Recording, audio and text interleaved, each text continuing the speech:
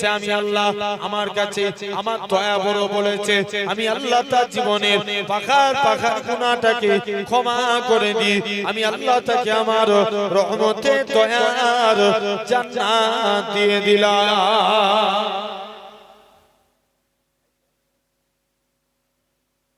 জেনে রেখে দেন ভাইরা, আব্বারা, তরুণেরা।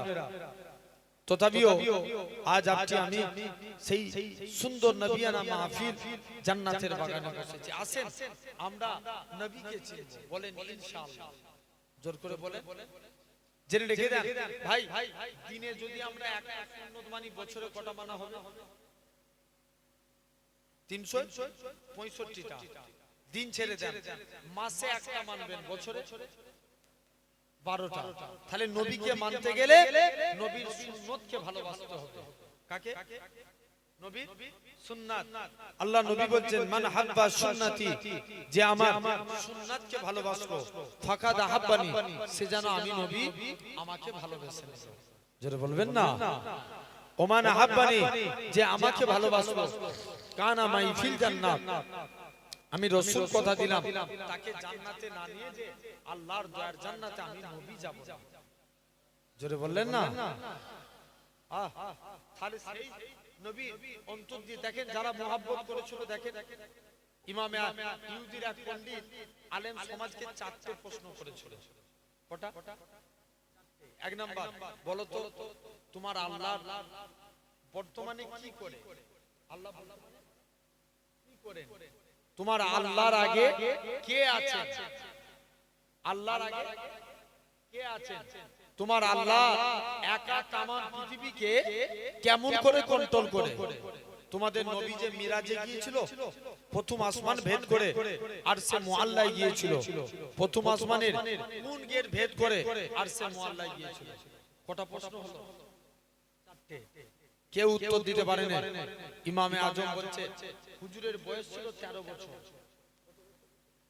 13 বছর। কেউ উত্তর দিতে পারে না। ইমামে আজম উত্তর দেয়, বলছে আমি উত্তর দেব। বলছে তুমি উত্তর দিতে পারবে? বলছে হ্যাঁ। চলে গেলেন, বলছে বলো তো যিনি প্রশ্ন করে তিনি বড় না যিনি উত্তর দেন তিনি বড়? যিনি উত্তর দেন, যে উত্তর দেন তিনি বড়। ইমাম আজম বলে, যেহেতু আমি উত্তর দেব তাই সিংহাসনে বসবো আমি, তুমি জমিনায় বসো। ইহুদি পণ্ডিত বলছে ঠিক আছে। ইমামে আজম সিংহাসনে বসে গেলেন, ইহুদির পণ্ডিতটা জমিনায় বসে গেলেন। বলছে ইহুদির পণ্ডিত প্রশ্ন করছে, বলো তোমার আল্লাহ বর্তমানে কি করে? ইমামে আজম উত্তর দিচ্ছে, আমার আল্লাহ তোর মতন বেকুবকে সিংহাসন থেকে নামিয়ে জমিনায় বসিয়ে দিয়েছে। একটা প্রশ্নের উত্তর দিয়ে দিল। নেক্সট, বলো তোমার আল্লাহর আগে কে আছে? আল্লাহ আগে কে আছে? মুসলমান ঘরের ছেলে মেয়েরা, বাবা তরুণেরা, এই নবীর প্রেমিকেরা, আল্লাহ পাকের ওলি হযরত ইমামে আজম আবু হানিফা রাহমাতুল্লাহ আলাইহি হুজুর আমার কি জানিয়েছিলেন, হুজুর আমার কি বলে দিয়েছিলেন? চলো চলো চলো, তোমরা 1 থেকে 10 পর্যন্ত গুনো, 1 থেকে 10 পর্যন্ত গুনাহ হলো। বলা হয় এবার তোমরা রিটার্ন ব্যাকে ফিরে আসো। বলা হয় 10 এর পর হয় 9, 9 এর পর 8, 8 এর পর 7, 7 এর পর 6, 6 এর পর 5, 5 এর পর 4, 4 এর পর 3, 3 এর পর 2, 2 এর পর 1, 1 এর পর 0। যেমন 0 আগে কেউ থাকতে পারে না, অনুরূপ ভাবে ইমামে আজম বলে যেমন 0 আগে কেউ থাকতে পারে না, অনুরূপ ভাবে আমার আল্লাহর আগেও কেউ থাকতে পারে না।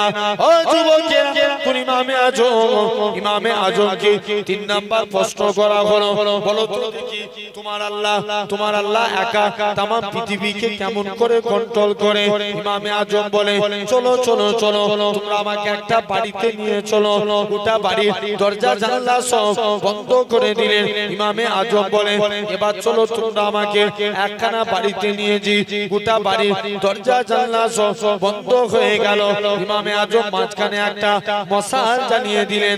একটা মশালের আলো গোটা বাড়িটাকে আলোকিত করে দেয়। ও যুবকেরা, ইমামে আজম বলেন একটা মশালের আলো যেমন গোটা বাড়িটাকে আলোকিত করতে পারে, অনুরূপ ভাবে আমার আল্লাহ ইচ্ছা করলে তাম পৃথিবীকে কন্ট্রোল করে দেয়। ও যুবকেরা, ও নবীর প্রেমিকেরা, কোন ইমামে আজমের কথা বলি, আল্লাহ পাকের ওলি ইমামে আজম একদিন এক বুড়িমা বলে, ও ইমামে আজম বলো তো দেখি তোমার দাড়ির দাম বেশি না আমার ছাগলের দাড়ির দাম বেশি? ইমামে আজম বলে, বুড়িমা এর উত্তর আমি পরে দিয়ে দেবো। ইমামে আজম চলে গেলেন। হঠাৎ করে কিছুদিন পরে খবর আসলো 150 হিজরিতে আল্লাহ পাকের ওলি চার ইমামের এক ইমাম ইমামে আজম আবু হানিফা রাহমাতুল্লাহ আলাইহি হুজুর আমার ইন্তেকাল হয়ে গেলেন। হুজুরের লাশকে খাটিয়ায় করে নিয়ে যায়। বুড়িমা বলে, ও ইমামে আজম বলো তো দেখি তোমার দাড়ির দাম বেশি না? ও ইমামে আজমের ভক্তরা, আমরা ইমামে আজমের লাশটাকে খাটিয়ায় করে নিয়ে যেতে দেব না, কেননা ইমামে আজম আমার একটা উত্তর দিয়ে যাক তবে আমি লাশ নিয়ে যেতে দেব। ইমামে আজমের লাশকে লক্ষ্য করে বুড়িমা প্রশ্ন করে, ও ইমামে আজম বলো তো দেখি তোমার দাড়ির দাম বেশি না ছাগলের দাড়ির দাম বেশি? ও যুবকেরা, ও বাঙনের মানুষেরা, আল্লাহ পাকের ওলি ইমামে আজমের লাশের ভিতর থেকে আওয়াজ আসে, ও ইমামে আজম বলে, ও বুড়িমা তোমার ছাগলের থেকেও আমি ইমামে আজম আমার দাড়ির দামখানা অনেক বেশি, কেন তুমি এটা তো প্রথমেই বলতে পারতে? ইমামে আজম বলে, বুড়িমা তখন আমি মনে মনে ভাবলাম আমার মরণটা যদি ইমানের সঙ্গে নসিব না হয় আমার দাড়ি নামাজ রোজা কোনো কাজে লাগবে না, এই জন্য আমার আল্লাহ পাক আমার মরণটা ইমানের সঙ্গে নসিব করেছে, এই জন্য আমার দাড়ির দাম বেশি। সেই ইমামে আজমকে চতুর্থ নম্বর প্রশ্ন করা হলো, তোমাদের নবী যে মিরাজে গিয়েছিল প্রথম আসমান ভেদ করে আরশে মুআল্লায় গিয়েছিল, প্রথম আসমানের কোন গেট ভেদ করে আরশে মুআল্লায় গিয়েছিল? ইমামে আজম বলে, বুড়িমা শুনে রেখে দাও। আমাদের ইমামে আজম বলে, ও বুড়িমা এরকম ভাবে ওই ইহুদির পণ্ডিত শুনে রেখে দাও, অনেকদিন যদি একটা ডিমকে রাখা হয় ডিমের মধ্যে বাচ্চা বেরোনোতে গেলে যেমন কোনো গেটের প্রয়োজন হয় না, অনুরূপ ভাবে আমার আল্লাহ যে দিক দিয়ে ইচ্ছা করেছে আমার রাসূলুল্লাহকে প্রথম আসমান থেকে আরশে মুআল্লায় পাঠিয়ে দিয়েছে। ও যুবকেরা, আল্লাহ পাকের ওলি ইমামে আজম এরকম ভাবে চারটে প্রশ্নের উত্তর দিয়ে দিলেন। ইহুদির পণ্ডিতেরা বলে, ও ইমামে আজম হুজুর বিয়াদবি মাফ করে, হুজুর আপনার খাতখানা বাড়িয়ে দেন, আজকে দিনে আমরা ইমানে কালেমা পড়ে মুসলমান হয়ে গেলাম। তাহলে আজ আপনাকে আমাকেও ভাবা লাগবে সোনার ভাইরা, তাহলে চিন্তা করে দেখেন আজকে সেই নবীয়ানা মাহফিলে বসেছি, তাহলে ইনারা নবী চিনেছিলেন। দেখেন আল্লাহ নবীর একজন সাহাবী যিনার নাম ছিল হযরতে সাদ, কি নাম? সাদ। খুব কালো রঙের দেখতে ছিলেন। কি রঙের? কালো রঙের। নবীর কাছে একদিন যে বলছে, হুজুর আজকের দিনে আপনার কাছে এসেছি, হুজুর বিয়াদবি মাফ করেন, আমি কি আল্লাহ জান্নাতে যেতে পারবো না? আল্লাহ নবী বলছে, কে বলেছে বাবা? তুমি যদি ঈমান নিয়ে মরতে পারো অবশ্যই তুমি আল্লাহর জান্নাতি হবে। জোরে বলবে না ভাই? মরতে গেলে ঈমান হালতে মরতে হবে, বলেন ইনশাআল্লাহ, ঠিক কি না?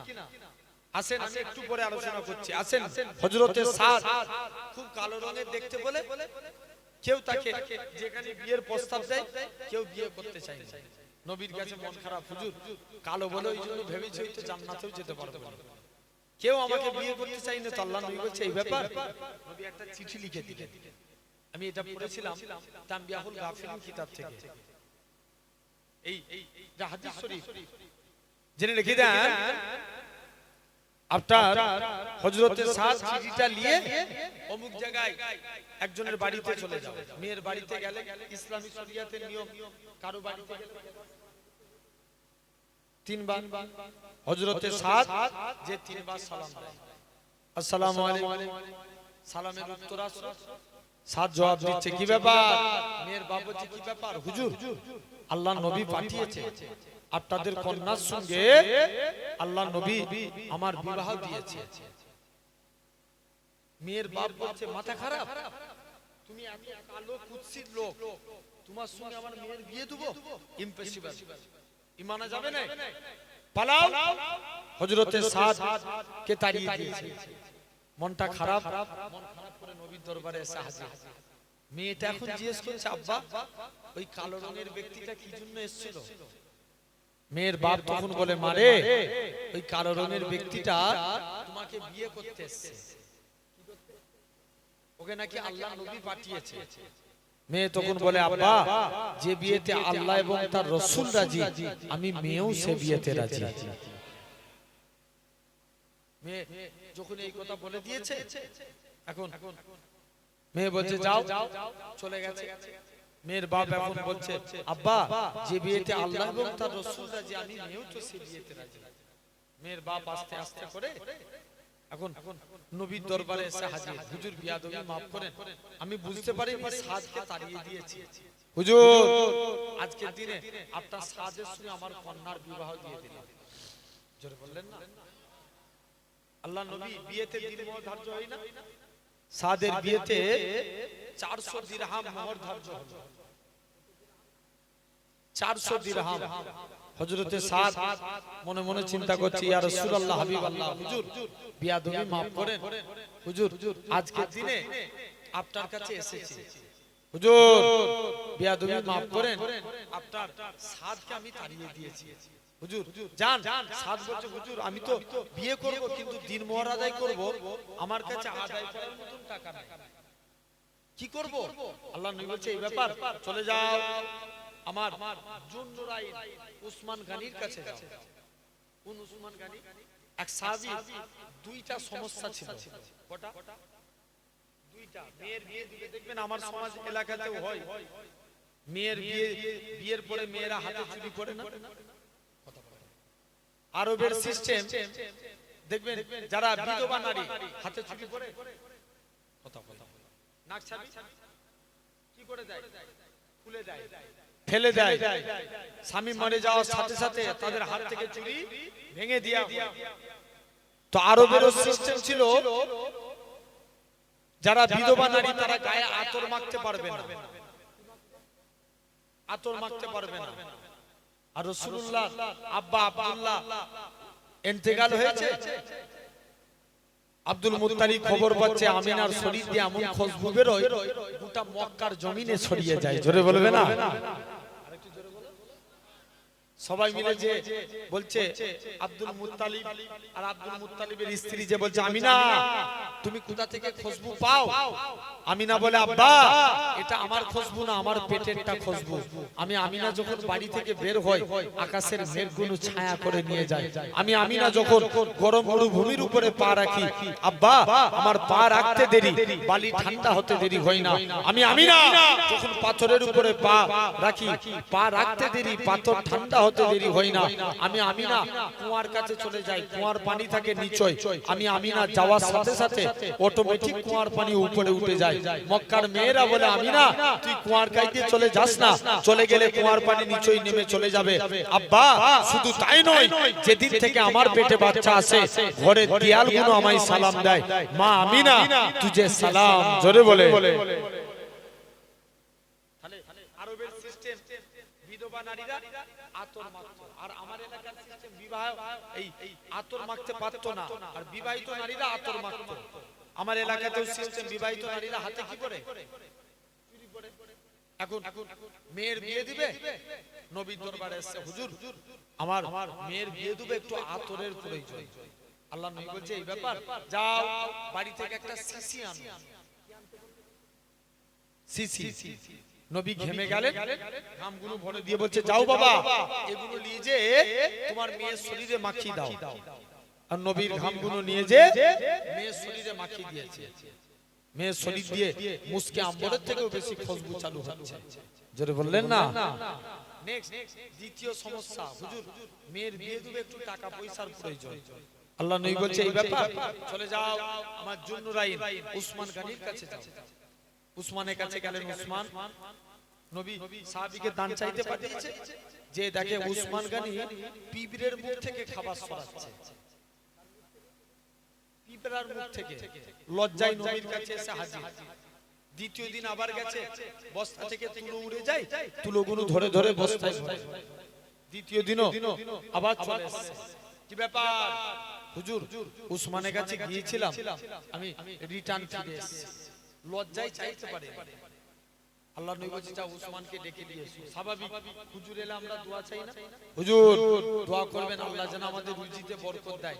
আর উসমান গনি যে নবীকে বলছে হুজুর আপনি আমার জন্য দোয়া করুন আল্লাহ যেন আমার রুজি কমিয়ে দেয়। আল্লাহ নবী বলছে উসমান তুমি কি আমল করো? বলছে হুজুর আমি যখন একটা ভাত খাই ওটা যদি জমিনায় পড়ে যায় আবার তুলে খেয়ে দিই। জোরে বলবে না? তাহলে হাদিস থেকে কি শিক্ষা পেলাম? পড়ে গেলে ওটাকে কি তুলে খেয়ে দিয়া। অনেকে বলে পড়া জিনিস খেতে নাই, আছে না? না বলে না, জেনে রেখে দেন। আল্লাহ নবী বলেছিলেন উসমান কিয়ামত পর্যন্ত আল্লাহ তোমার রুজি কমাবে না। কোন উসমান গনি? যিনি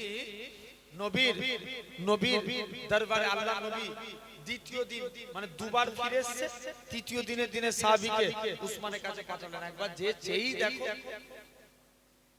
মুসলমান ঘরে ছেলে মেয়েরা, বানাতুল মেয়েরা, হে নবী প্রেমিকেরা, আল্লাহ নবী সাহাবী যুবক ছেলে কানা দৌড়ে দৌড়ে দৌড়ে আল্লাহ নবী জামাতা হযরত উসমান গনি রাদিয়াল্লাহু তাআলা আনহু হুজুরের দরবারে চলে গেলেন।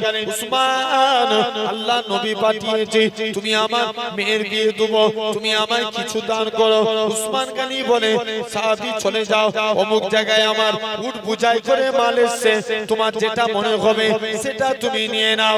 ও যুবকেরা, আল্লাহ পাকের হযরত উসমান গনি ম্যানেজারের কাছে চলে গেলেন। ম্যানেজার তুমি একে কি কথা শোনালে? ম্যানেজারের মন কাছে গেলেন, যে উটটার মধ্যে বেশি মাল ছিল ওই উটখানা ধরেছে। ম্যানেজার বলে উসমান তুমি একে কি কথা শোনালে? একে নাকি আল্লাহ নবী পাঠিয়েছে। আমি উসমান যদি আজকে দিনেতে আমি উসমান গনি ম্যানেজারের কাছে চলে গেলাম, এরকম ভাবে আস্তে আস্তে করে ম্যানেজার যদি বলে দেয় উসমান আমি আজকে দিতে পারবো না, উসমান গনি ম্যানেজারের কাছে চলে গেলেন। ম্যানেজার কি কথা শোনাও? একে নাকি আল্লাহ নবী পাঠিয়েছে। রাসূলুল্লাহ যদি আমি উসমানকে বলে দিত ও বাবা উসমান তুমি অমুকের বাড়িতে দানখানা পৌঁছে দাও, আমি উসমান গনি গোলাম হয়ে তার বাড়িতে পৌঁছে দিতাম। যাও এখন সাদকে বললেন যাও আমার জুনুরাইন উসমান গনির কাছে যাও, আমার আলীর কাছে যাও, আমার আব্দুল্লাহ বিন আউফের কাছে যাও। তিনজনের কাছে গেলেন, 200 দিরহাম করে 600 দিরহাম টাকা দিলেন। দিন মোহর কত হয়েছিল? 400 টাকা পেল কত? 600। এখন 600 দিরহাম টাকা নিয়ে মদিনার বাজারে চলে গেছে কেনাকাটা করতে। নবী বলছে যাও তোমার স্ত্রী বাসরাতের কেনাকাটা করবে, যাও স্ত্রীর বাসরাতের কেনাকাটা করবে। কে জানে একজন জিহাদ ঘোষণাকারী ঘোষণা করছে কে আছো চলো ইসলামের স্বার্থে, আল্লাহর স্বার্থে, কুরআনের স্বার্থে, দ্বীনের স্বার্থে জিহাদের ময়দানে চলো। সবাই মিলে আস্তে আস্তে করে জিহাদের ময়দানে চলে গেল। বলছে সাদ স্ত্রী মনে মনে করছে আল্লাহ আমার কাছে আমার নবী আগে না স্ত্রী আগে? নবী আগে। এই যে আমি পূর্বে একটা হাদিস বললাম লা ইউমিনু আহাদুকুম, তোমরা ততক্ষণ পর্যন্ত প্রকৃত মুমিন হতে পারবে না হাত্তা আকুনা আহাব্বা ইলাইহি, যতক্ষণ পর্যন্ত আমি তোমাদের কাছে ফেভারিট না হই, প্রিয় না হই, মিউ ওয়ালিদিহি তোমাদের মা-বাপ, ওয়া ওয়ালাদিহি তোমাদের সন্তান সন্ততি, ওয়ান নাসি আজমাইন সর্বাপেক্ষা আমি নবী যদি প্রিয় না হই তোমরা প্রকৃত মুমিন হতে পারবে না। এখন চলে গেলেন, যাই যে বলছে আমার কাছে তো আমার স্ত্রীর থেকে আমার নবী আগে। স্ত্রীর বাসরাতের কেনাকাটা বাদ দিয়ে যুদ্ধের সরঞ্জাম কিনতে লাগলেন, জিহাদের ময়দানে চলে গেলেন। কালো পাছা দেখে নবী চিনতে পেরে গেল, বাবা তুমি কি সাদ? জি ইয়া রাসূলুল্লাহ আমি সাদ। বাবা তুমি স্ত্রীর বাসরাতে যাও না?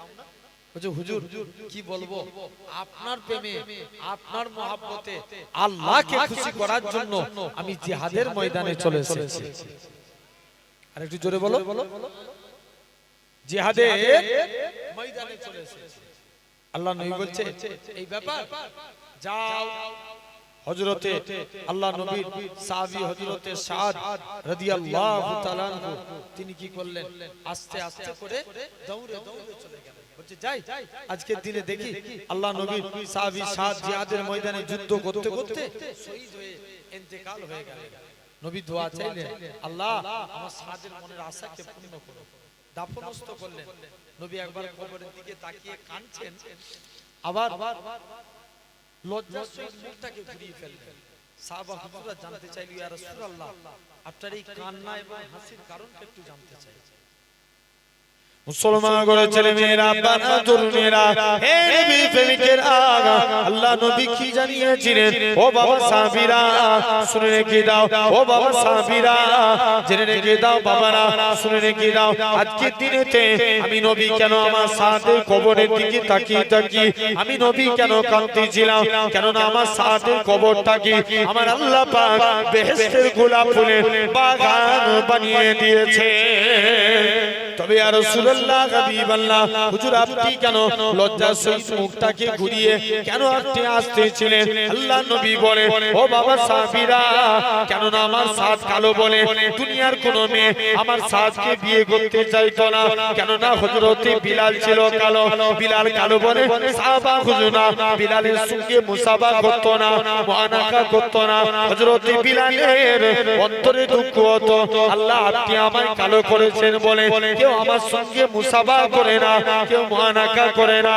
ও যুবকেরা, ও বাগানের মানুষেরা, আল্লাহ নবী সাহাবী হযরত বিলাল রাদিয়াল্লাহু তাআলা আনহু হুজুর আমার দৌড়ে দৌড়ে আল্লাহ নবীর কাছে গেলেন। ইয়া রাসূলুল্লাহ, ইয়া রাসূলুল্লাহ। আল্লাহ নবী বললেন, ও বাবা বিলাল তুমি কি জন্য কাঁদো? ও বাবা বিলাল তোমার কি ব্যাপার বলো? হযরত বিলাল বলে, কেউ আমার সঙ্গে মুসাফা করে না। আল্লাহ নবী বলে, বাবা বিলাল তুমি আজকের দিনে চলে যাও, একখানা খুরমা নিয়ে আসো। হযরত বিলাল একখানা খুরমা নিয়ে আসলেন। আল্লাহ নবী বলে, ও বাবা বিলাল চলে যাও, চলে যাও, ওই খুরমা খানা অর্ধেক খুরমা তুমি খাও, বাকি অর্ধেক খুরমা খানা আমি নবী আমাকে দিয়ে দাও। হযরত বিলাল বাকি অর্ধেক খুরমা খানা আল্লাহ নবীকে দিয়ে দিলেন। আল্লাহ নবী বিলালের ঝুটা খানা খেয়ে বলে, ও বাবা বিলাল। হযরত বিলাল আল্লাহ নবী কদমে পড়ে যায়, ইয়া রাসূলুল্লাহ হাবিবাল্লাহ হুজুর আপনার গোলাম আমি, হুজুর আপনার ঝুটা আমি খাবো, হুজুর আপনি আমার ঝুটা খাবেন। না না না না, এটা মানা যাবে না, এটা মানা যাবে না। ও যুবকেরা, আল্লাহ নবী বিলালের ঝুটা খানা কি সাহাবাদিওকে প্রমাণ করে দিয়েছিল আমি রাসূলুল্লাহ আমার কালো বিলালকে কতটাই না মহব্বত করে থাকি। কোন বিলালের কথা বলি আমার রাসূলুল্লাহ হযরত বিলাল, কোন বিলালের কথা বলি আমার রাসূলুল্লাহ হযরত বিলাল উমাইয়ার কিনা গোলাম ছিল, বিলালকে আজাদ করে নিয়ে আসা হলো।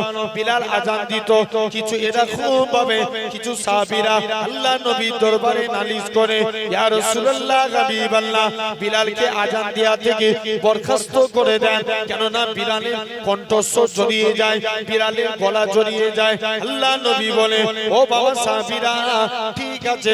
আল্লাহ নবী বিলালকে আজান দেয়া থেকে মানা করে দিলেন। পরের দিন বিলাল রাত্রে বাড়িতে চলে যায়, কারোর সঙ্গে কথা না বলে তাহাজ্জুদের টাইমে আমার আল্লাহর কাছে কেঁদে কেঁদে দোয়া চেয়েছিল, আল্লাহ পাক গলা দিয়ার মালিক তুমি, সম্মানের মালিক তুমি। আল্লাহ আজানের মধ্যে আশহাদু আন্না মুহাম্মাদুর রাসূলুল্লাহ সাল্লাল্লাহু আলাইহি সাল্লাম এটা যদি না বলতে পারি আমি বিলাল বুক ফেটে মারা যাব। পরের দিন ফজরের টাইম হয়ে যায়, মদিনার মসজিদ মসজিদে বিলাল আর আসে না, কে আজান খানা দিবে? আমার আল্লাহ পাক জিবরাইল আমিনকে পাঠিয়ে দিলেন, এ হযরত জিবরাইল চলে যাও চলে যাও, আমার রাসূলুল্লাহকে জানিয়ে দাও ওই কালো বিলালের আজানটাকে আমি আল্লাহ পাক কবুল করে নিয়েছি।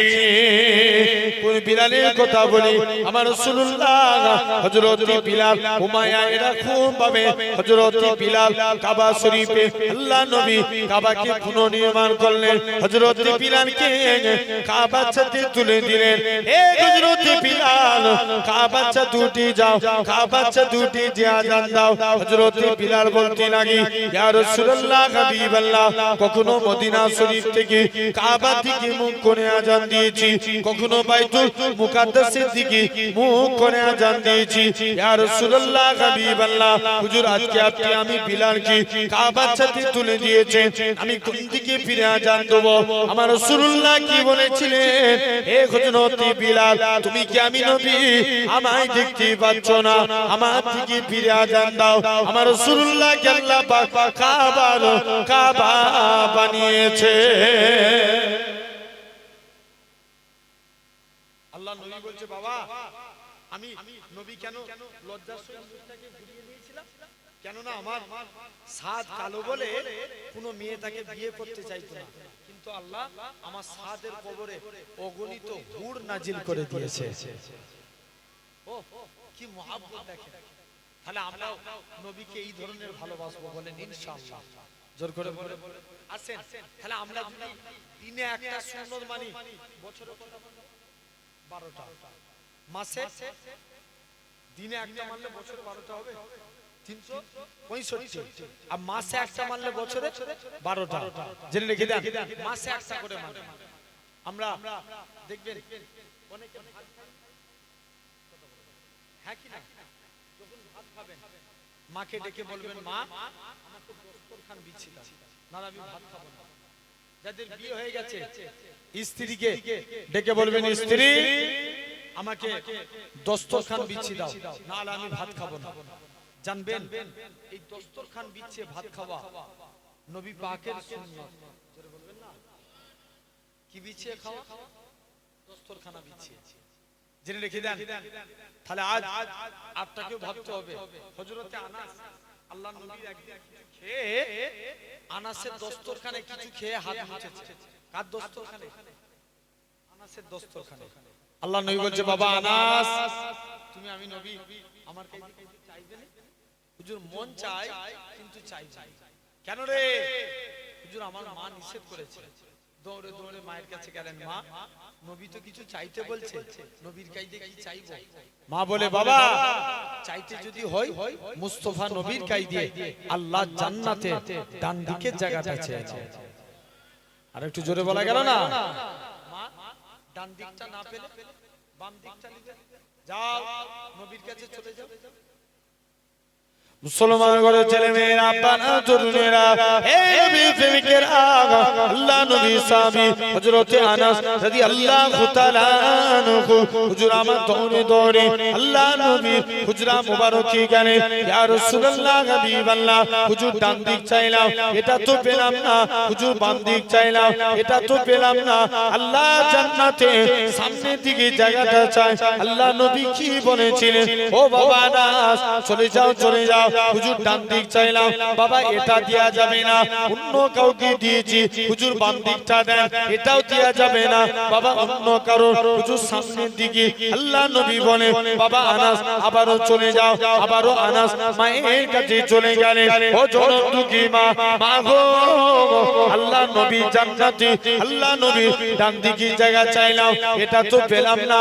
মা গো, বাম দিকটা চাইলাম, এটা তো পেলাম না। নবী কাইতে কি চাইবো? মা বলেন, বাবা চাইতে যদি হয় মুস্তাফা নবী কাইদি আল্লাহ জান্নাতে সামনের দিকে জায়গাটা চাইলাম। হযরতে আনাস বলে, ইয়া রাসূলুল্লাহ হাবিবাল্লাহ, ইয়া রাসূলুল্লাহ হাবিবাল্লাহ, হুজুর ডান দিক চাইলাম, এটা তো পেলাম না। বাম দিক চাইলাম, এটা তো পেলাম না। আল্লাহ জান্নাতে সামনের দিকে জায়গাটা চাই। আল্লাহ নবী কি বলেছিলেন?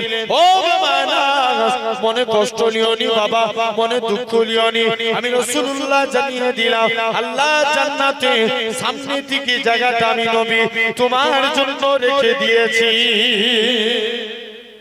আরেকটু জোরে বলবে না কোন দিকের জায়গা সামনের জায়গা সে আনাস বলে আমি দস্তরখান কোনদিন পানি দিয়ে ধুতাম